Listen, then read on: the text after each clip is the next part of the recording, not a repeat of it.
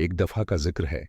एक नौजवान लड़की जिसका नाम ज़ैनब था, वो अपने खानदान के साथ एक गांव में रहती थी। ज़ैनब को जंगल की सैर करने का बहुत शौक था। एक दिन वो हुजूमा के दिन जंगल की सैर करने के लिए निकल पड़ी। अपने दोस्तों के साथ जंगल में घूमने निकली।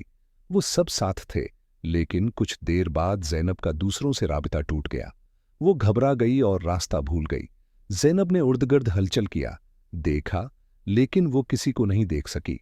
दरख्तों की घनी छांव और प्रासरार खामोशी ने उसके दिल में खौफ पैदा कर दिया। वो चलती रही, लेकिन हर तरफ सिर्फ दरख्त और झाड़ियां थीं। शाम होते होते जंगल में अंधेरा छा गया। ज़ैनब ने एक जगह बैठकर सोचा कि क्या करे। अचानक इसे एक अजीब सी आवाज सुनाई दी। ये आवाज किसी के रोने जैसी थी।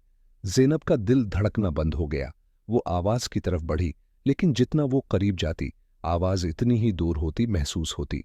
आखिरकार वो एक पुराने और वीरान मजार के पास हो गई। पहुंची। मजार के करीब एक बत्ती रोशन थी, लेकिन वहां कोई नहीं था। ज़ैनब ने मजार के करीब खड़े होकर दुआ मांगी कि वो महफूज रहे। अचानक उसे महसूस हुआ कि कोई उसके पीछे खड़ा है। वो मड़ी तो एक खौफनाक शक्ल वाली औरत को देखा, जिसके बाल बिखरे हुए थे और आंखें सरख थीं। वो औरत ज़ैनब की तरफ बढ़ी और उसे अपनी तरफ खींचने लगी। ज़ैनब ने चीखना चाहा, लेकिन उसका गला रुक गया। वो औरत उसके करीब आती गई और ज़ैनब को एक तारीक सरंग में खींच ले गई। ज़ैनब ने अपनी आंखें बंद कर लीं और दुआ करने लगी। जब उसने आंखें खोलें तो वो अपने गांव के करीब एक रास्ते पर खड़ी थी। ज़ैनब घर पहुंची तो उसने अपने खानदान को सब कुछ बताया। लोगों ने कहा कि वो मजार एक प्रासरार औरत का था, जो कई साल पहले जंगल में गुम हो गई थी।